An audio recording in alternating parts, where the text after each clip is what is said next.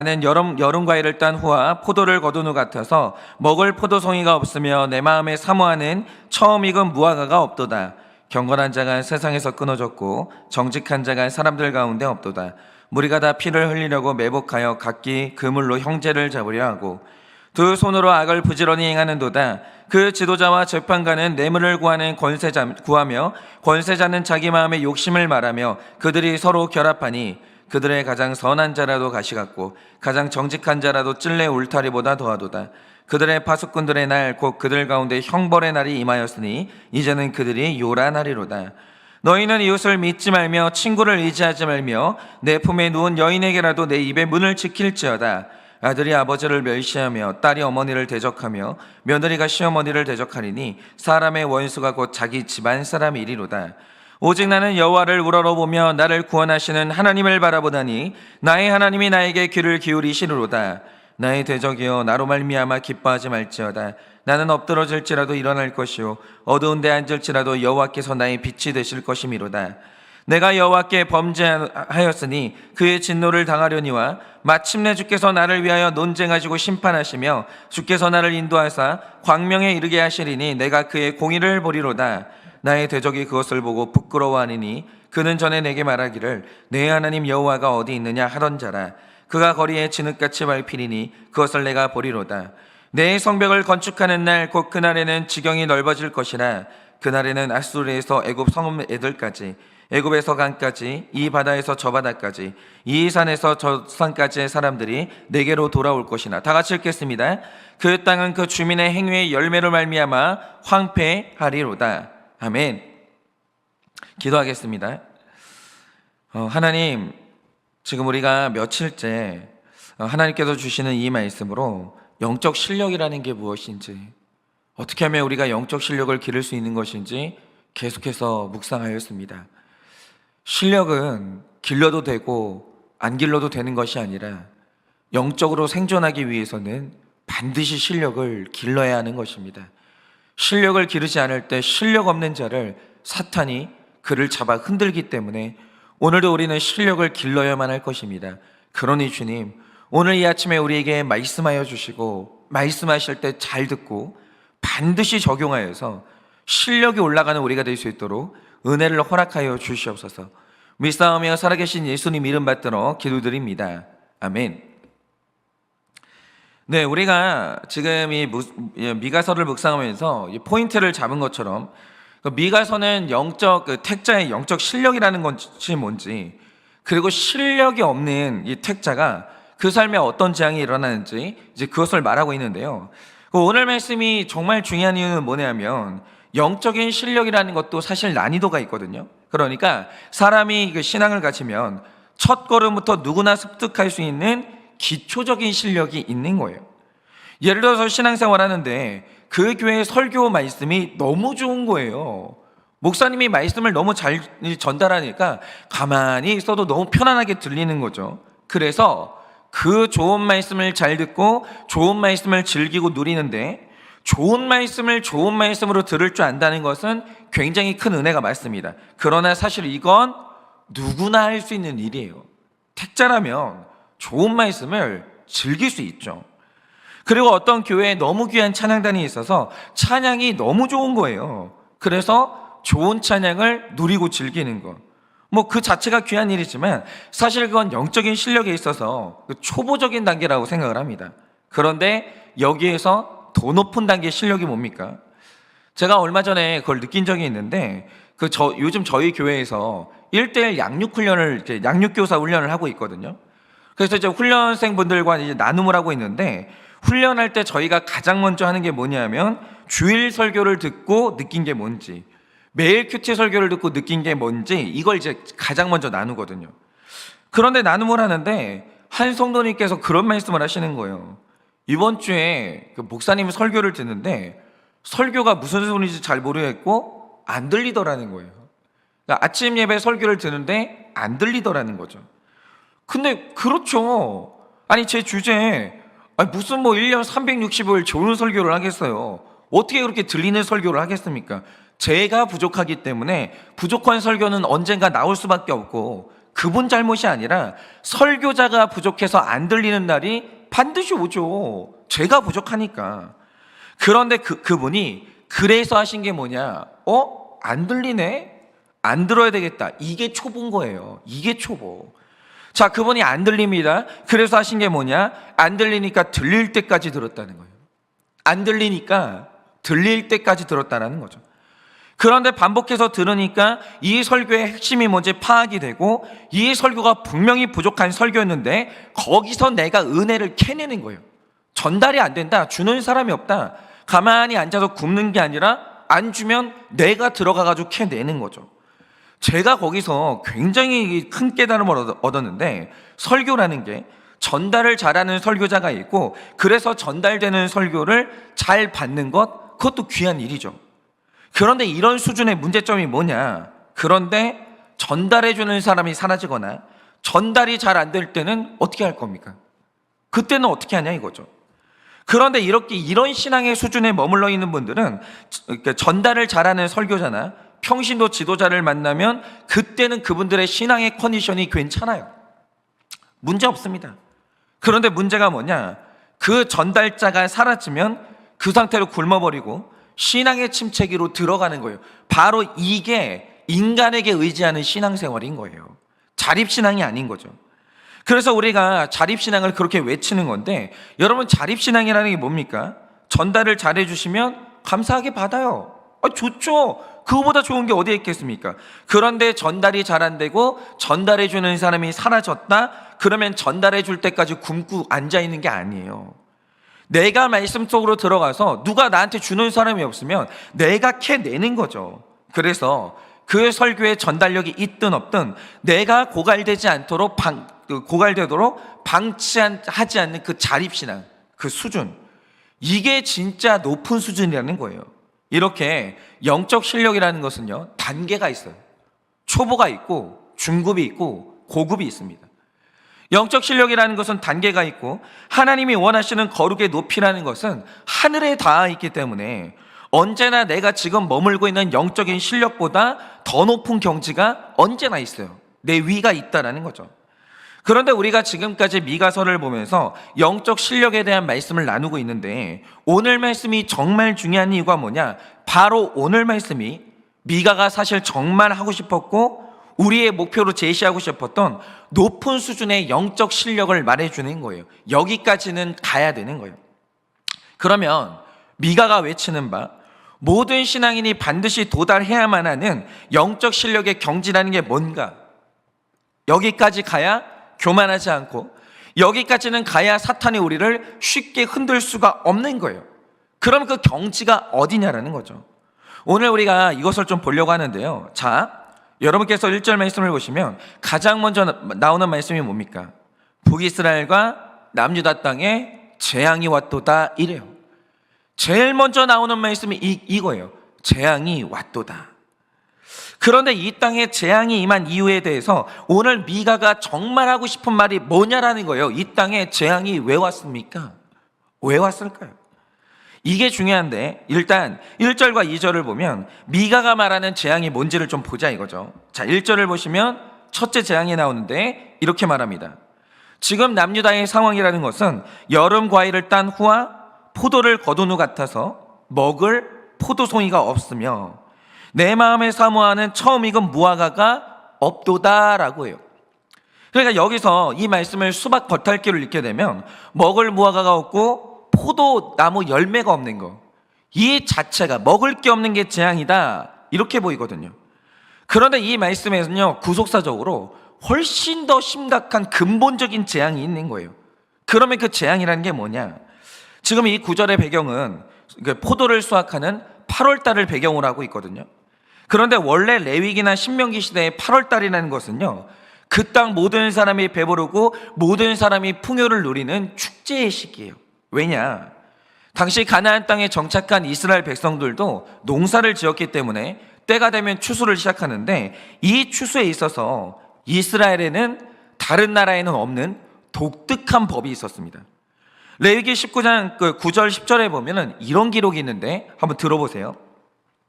너희가 너희의 땅에서 곡식을 거둘 때 너는 밭 모퉁이까지 다 거두지 말고 내 떨어진 이삭도 줍지 말며 내 포도원 열매를 다 따지 말며 내 포도원에 떨어진 열매도 줍지 말고 가나안 사람과 거류민을 위하여 버려두라. 나는 너희의 하나님 여호와니라 라고 합니다.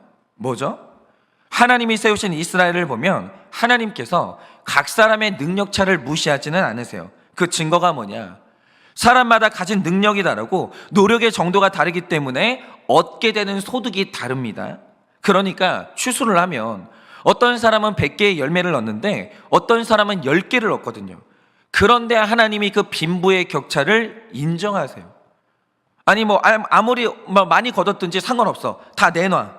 그런 다음에 똑같이 나눠주는 공산사회가 아니라는 거예요. 하나님의 나라는 빈부의 격차를 인정해요. 그렇죠.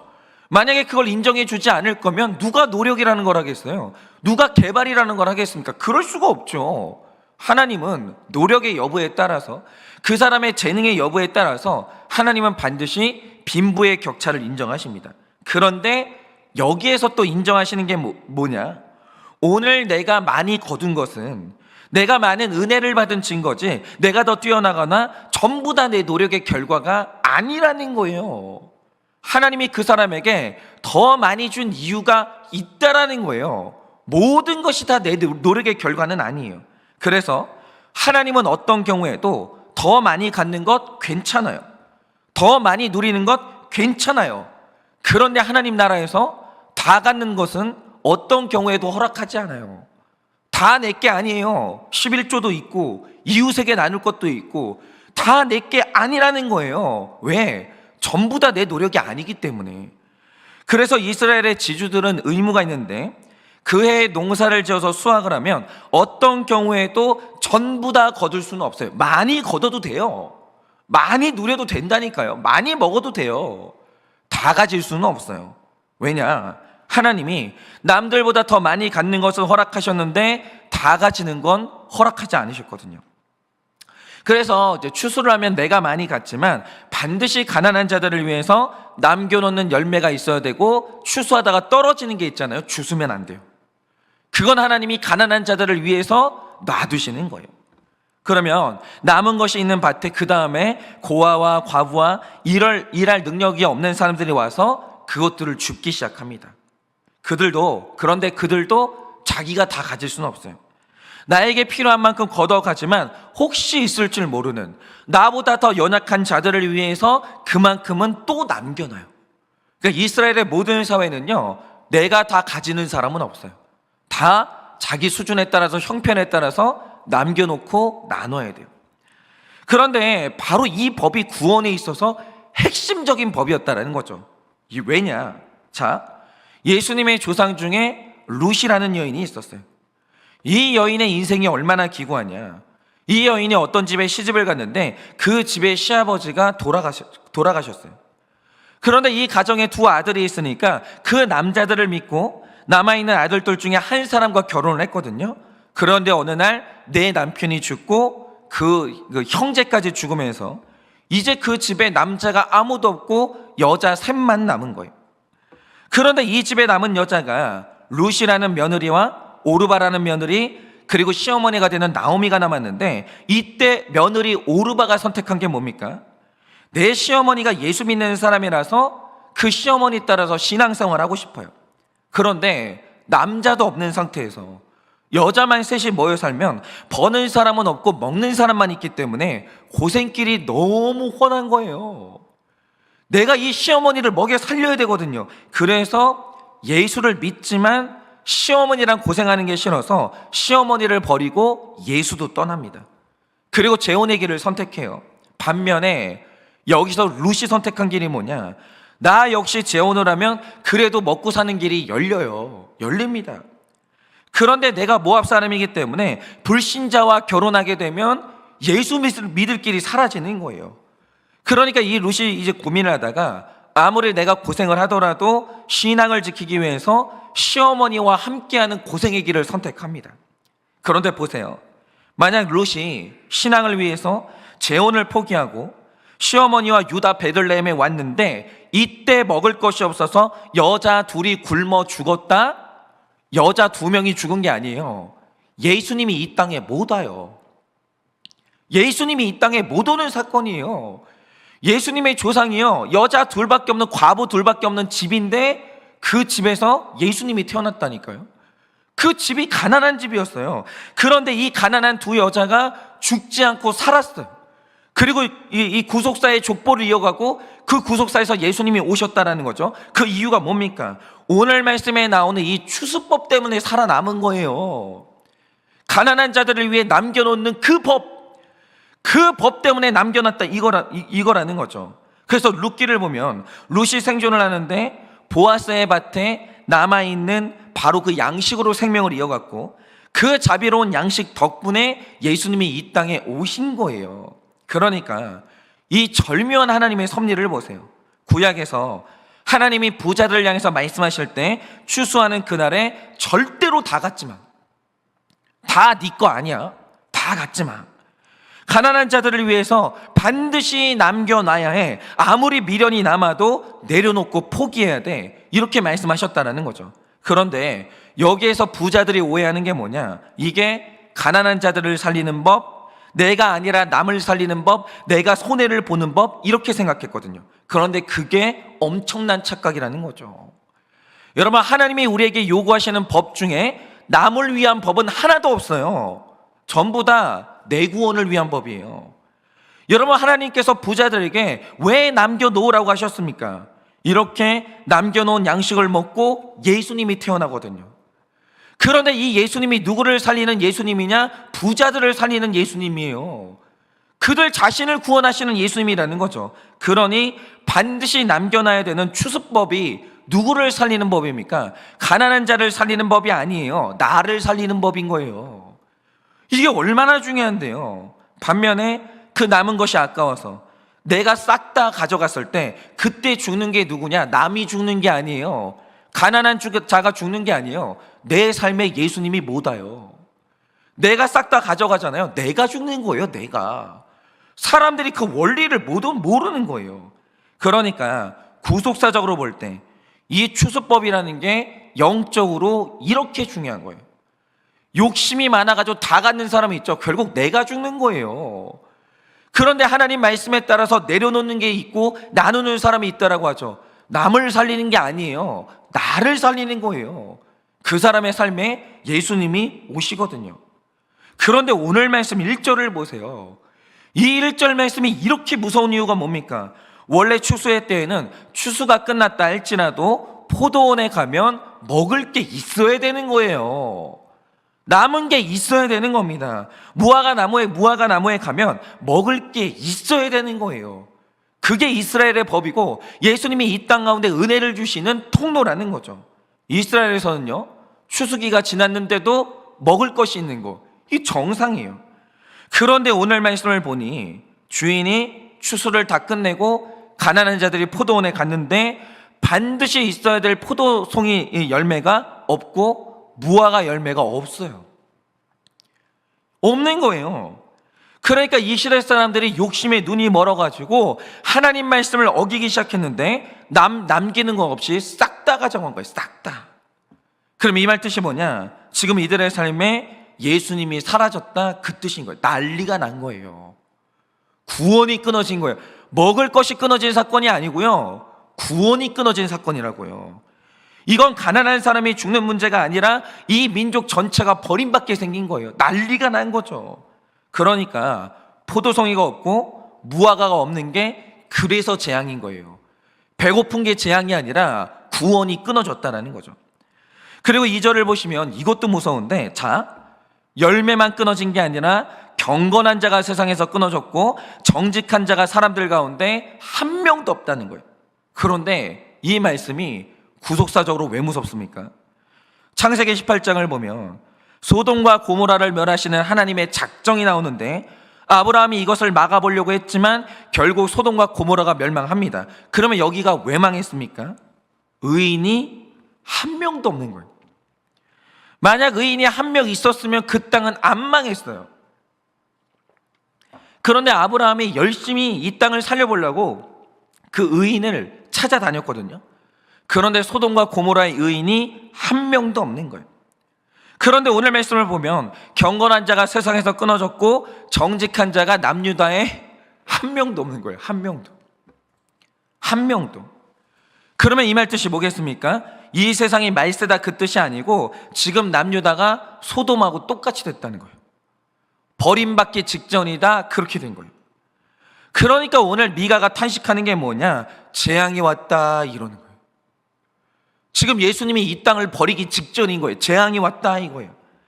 그런데 바로 이 절망의 때 미가가 시대를 구원하고 절망적인 내 가정을 구원하는 최고의 영적 실력을 보여주는 거예요. 그래서 남유다가 안 망한 거예요.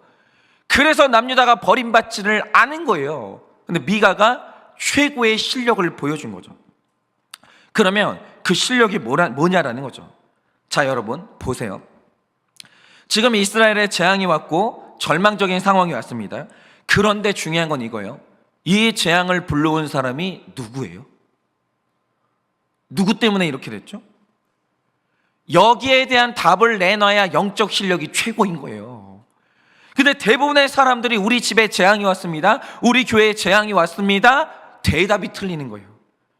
아무리 기도 많이 해도 이 질문에 대해서 대답이 똑바르지 않으면 영적 실력이 형편이 없는 거예요. 그럼 보세요. 오늘 남유다에 재앙이 왔어요. 누구 때문에 왔습니까? 오늘 미가가 말하는 바 이 대답을 똑바로 하는 게 최고의 실력인데 그게 누구냐라는 거예요. 제가 이거와 관련해서 우리 청년들하고 대화를 하다가 얼마 전에 어마어마한 진리를 깨닫게 됐습니다. 여러분도 다 아시겠지만 그냥 제가 이렇게 표현할게요.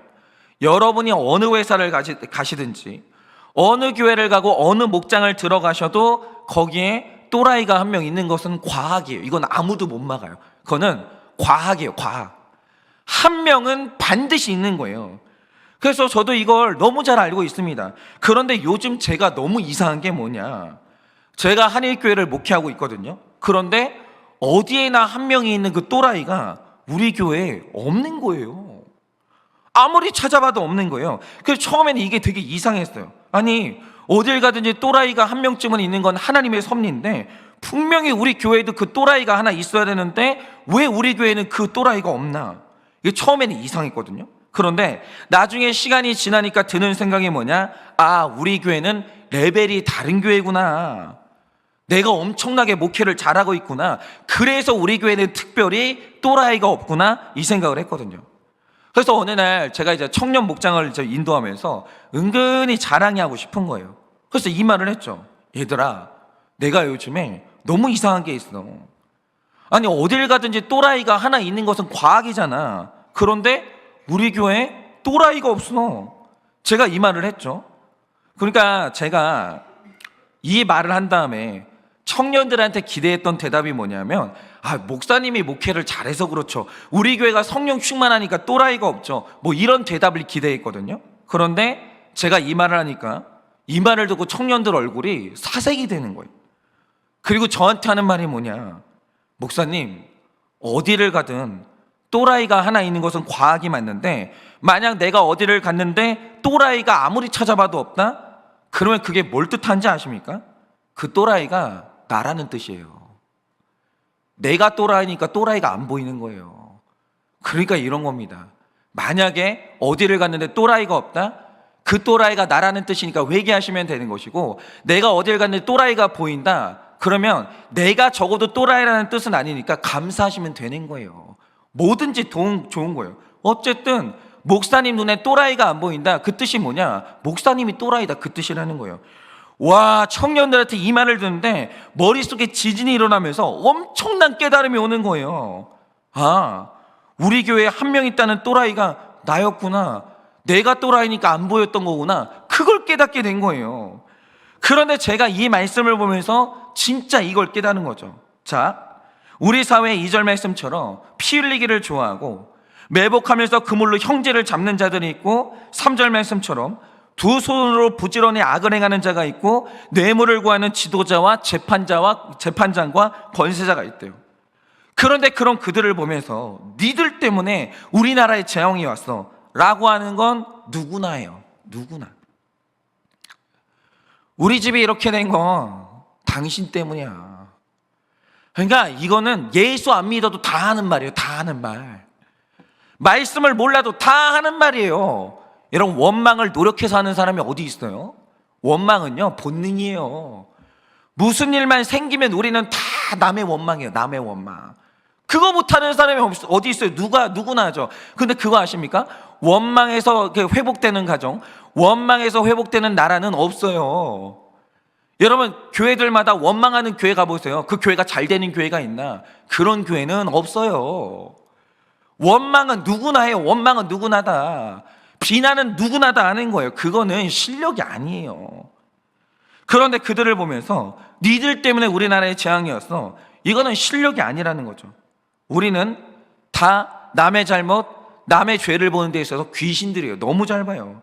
그런데 놀랍게도 오늘 미가가 하는 말이 뭡니까? 저는 오늘 말씀 1절의 가장 첫 말씀이 진짜 위대하다고 생각하는데요, 미가가 가장 먼저 하는 말이 뭡니까?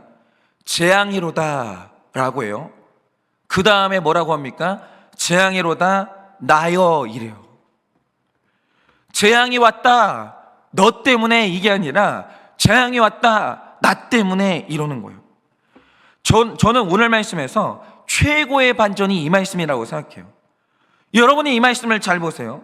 지금 어떤 사람이 반드시 남겨놔야 되는 포도와 무화과를 다 먹어서 예수님이 우리를 버리게 생겼어요.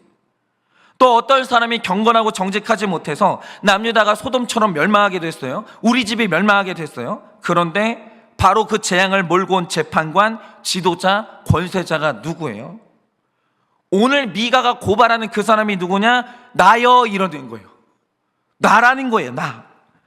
그러니까 오늘 우리 집에 재앙이 왔고 우리 교회, 우리 목장에 문제가 왔어요. 우리 공동체에 한 명 있다는 그 또래가 누굽니까? 그게 나라는 걸 아는 거.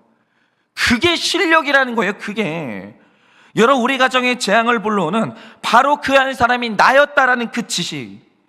이 나라에서 미가가 그 지식을 미가 한 사람이 가지고 있었던 거예요. 재앙이 왔다. 누구 때문이냐? 나 때문에 이러는 거예요. 이게 미가서의 핵심인 거예요. 나 때문에 이 나라가 이렇게 됐다.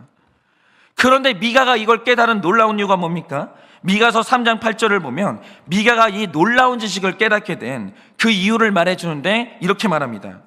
오직 나는 여호와의 영으로 말미암아 능력과 정의와 용기로 충만해져서 야곱의 허물과 이스라엘의 죄를 그들에게 보이리라 라고 말하는데, 그가 그들에게 죄를 보여주는 방법이 뭡니까? 이 나라의 멸망을 몰고 온 그 범인이 미가 나라는 걸 깨달아야 되는 거예요. 그걸 말해줘야 되는 거예요, 사람들한테. 그런데 나라는 걸 깨달을 수 있는 유일한 방법이 뭐냐? 나는 여호와의 영으로 말미암아 능력과 정의와 용기로 충만해져야 되는 거예요. 그러니까 내가 이 교회의 문제다, 내가 우리 가정의 문제다, 내가 우리 회사의 또라이다, 이건 누구만 깨닫는 거냐? 성령 충만해야 돼요. 성령 충만하지 않은 사람은 언제나 원망해요. 언제나 남 탓해요. 언제나 책임 전가해요. 그런데 재앙이 왔다 나 때문에, 이 말을 할 수 있는 사람은 성령 충만한 사람이 아니면 할 수가 없는 거예요. 이걸 아는 게 최고의 영적 실력인데, 이걸 깨닫는 자는 8절 말씀처럼 엎드러질지라도 일어날 것이요 어두운 데 앉을지라도 여호와께서 나의 빛이 되시는 거예요. 제가 이 말씀을 읽으면서 깨달은 게 하나 있는데, 죄 고백을 하나 해야 될 게 있어요. 제가 지난주에 우리나라에서 지금 화제가 되고 있는 학교 폭력에 대한 이야기를 했거든요. 제가 이것 때문에 요즘 너무 괴로워요. 왜냐? 제 딸이 지난주 목요일에 드디어 초딩이 됐습니다. 유치원을 졸업하고 드디어 초등학교에 입학을 했는데, 학교를 가는 날이니까 엄마도 긴장하고 딸도 긴장해가지고 진짜 일찍 간 거예요. 진짜 일찍.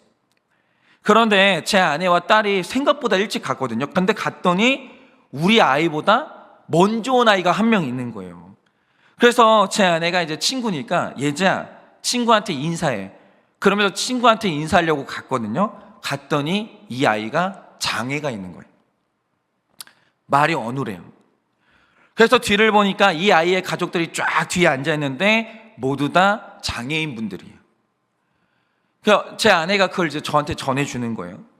제가 그 말을 듣는데 얼마나 마음이 쓰이는지 제가 한 말이 뭐냐면, 우리 예지가 그 친구한테 잘해줘야 될 텐데 여보 그것 좀 꼭 말해주라고, 걔한테 친구가 되어주고 잘 좀 해달라고 그렇게 얘기를 딱 했는데, 그 말을 제 아내랑 차 안에서 했거든요. 하는데 갑자기 생각나는 게 뭐냐, 제가 초등학교 3학년 때 저희 반에 정신지체를 가진 친구가 있었거든요.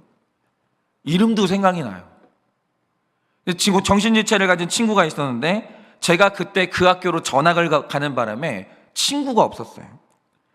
그런데 그 전학을 갔더니 반 애들하고 빨리 친해지는 방법이 하나 있는 거예요. 그게 뭐냐, 반 아이들과 함께 장애가 있는 그 친구를 놀리고 함께 괴롭히면 쉽게 친구를 사귈 수가 있는 거예요. 같이 놀리면. 그래서 제가 그날로 아무 죄가 없는 그 친구를 때리고 조롱하고 정말 심하게 괴롭혔어요. 정말 심하게. 그런데 그 친구가 얼마나 괴로웠는데 몇 번을 하지 말라고 저한테 애원을 했어요. 하지마 하지마. 얼마나 울었는지 몰라요. 그런데 내가 그 학교에 적응해야 되니까, 내가 살아야 되니까, 초등학교 3학년짜리가 내가 살아야 되니까 그 친구를 집요하게 괴롭히면서 아이들하고 금방 친해졌어요. 즐겁더라고요. 재밌더라고요. 내가 우월해진 것 같은 느낌이 들고. 그런데 갑자기 제가 제 딸한테 너는 그 정신지체가 있는 친구한테 잘해줘야 돼, 그 말하는 순간 제 죄가 떠오르는 거예요. 너무 오랫동안 잊고 살았던, 한 번도 회개하려고 생각하지는 않았던 그 죄를 그 순간 하나님이 기억나게 하시는 거예요. 너 기억나냐? 너 아무 죄도 없는 걔를 연필로 찔러대고 머리채 잡아 끌면서 끌고 다니고, 걔가 그렇게 울면서 하지 말라고 빌었는데 너 걔 괴롭혔잖아. 기억나냐? 너는 걔한테 잘해줬냐?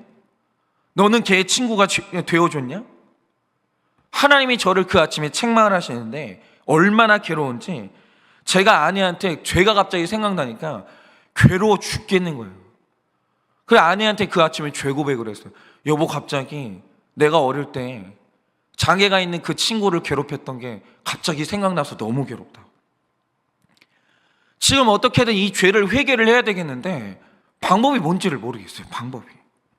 그래서 너무 괴로운데 그날 하나님이 알려주신 게 뭐냐, 온 세상이 학교 폭력 문제로 시끄러워요. 뭐 하나가 지금 이게 도화선이 돼가지고 막 온 나라에 지금 또다시 지금 연예인들부터 해가지고 학교 폭력 문제로 좀 시끄러워요. 그런데 이 세상을 시끄럽게 한 그 학교 폭력범이 누구냐는 거예요. 그게 너라는 거예요. 하나님이 그 아침에 그걸 생각나게 하시는 거예요. 너는 목회하면 안 돼.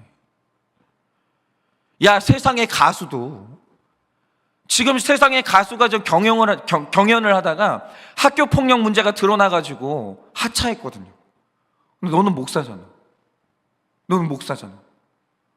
너 목회 그만둬야 돼. 네가 감히 어떻게 설교를 해?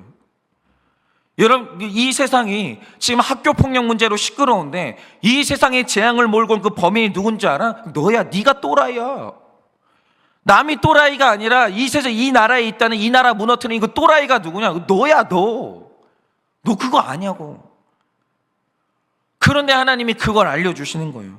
그런데 이걸 깨닫게 되는 순간이 뭐냐, 바로 그게 엎드러질지라도 일어나는 순간이요, 어두운 데 앉을지라도 여호와께서 나의 빛이 되시는 그 순간인 거예요. 우리가 그걸 몰라요. 우리 집안이 무너지고 있어요. 왜입니까? 우리 자녀한테 재앙이 몰려오고 있어요. 누구 때문에 이렇게 된 거예요?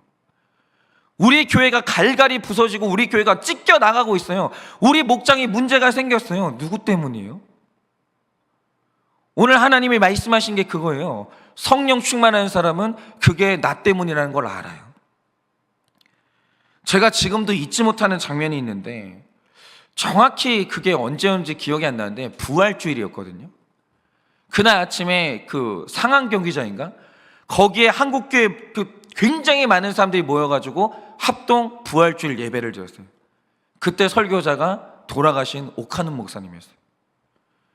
오카는 목사님이 그날 펑펑 우십니다. 그리고 하시는 말씀이 뭐냐, 이놈이 한국교회를 망쳤다고. 이놈 때문에 한국교회가 이렇게 됐다고. 내가 교회를 대형 교회로 키우면서 성도들이 쓴 거 싫어하니까 단 거 먹여가지고 이 교회가 이렇게 됐다고. 하나님, 한국 교회를 살려달라고. 그런데 그게 나 때문에 그렇게 됐다. 이놈이 한국 교회를 망쳤다고. 그러면서 옥하는 목사님이 펑펑 우시는데 그게 전국의 생중계가 다 됐어요. 저는 옥하는 목사님이 성령 충만했다고 생각해요. 한국 교회에 그분보다 용기 있는 사람은 없었다라고 생각해요. 전국 교회가 다 보고 있는 예배라는 걸 뻔히 알았어요. 근데 거기에서 돌아가시기 전에 마지막 기력이 남아있을 때 고백한 게 뭐냐? 이놈이 한국 교회를 망쳤다는 거예요. 그게 바로 성령 충만인 거예요.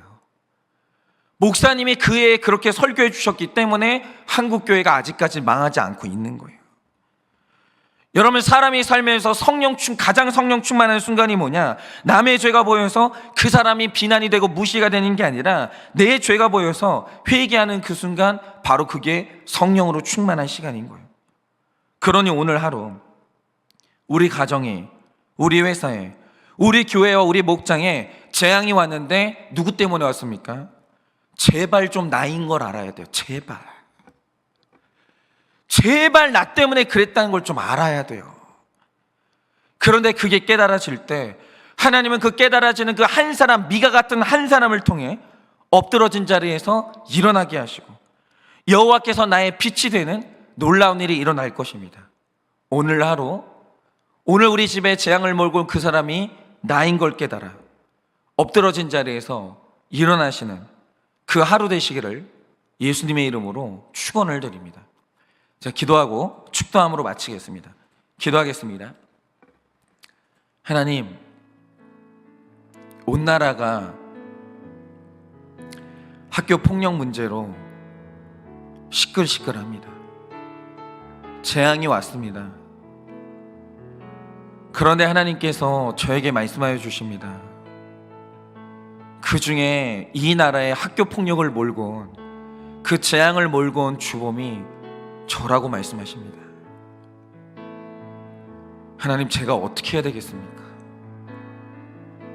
이 세상에, 이 교회에 재앙이 저 때문에 왔는데 제가 감히 누구를 정죄하고 누구를 질책하겠습니까? 주님, 깨닫게 하여 주시옵소서. 이 교회가 아픔이 왔다면 그게 나 때문인 것이고, 우리 목장에 문제가 생겼다면 그게 나 때문인 것을, 우리 가정에 문제가 생겼다면 그게 나 때문인 것을 제발 깨달을 수 있는 성령의 충만함을 허락하여 주시옵소서.